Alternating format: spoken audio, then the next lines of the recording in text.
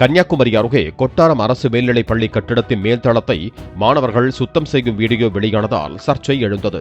மாணவர்களை கட்டாயப்படுத்தி வேலை வாங்கிய ஆசிரியர்களை தண்டிக்க வேண்டும் என்று வீடியோவை பார்த்த பெற்றோர் வலியுறுத்தினர். ஆனால் என்சிசி மாணவர்களுக்கான சிறப்பு பணி பள்ளியை தூய்மை செய்வது என்று ஆசிரியர்கள் தரப்பில் தெரிவிக்கப்பட்டது.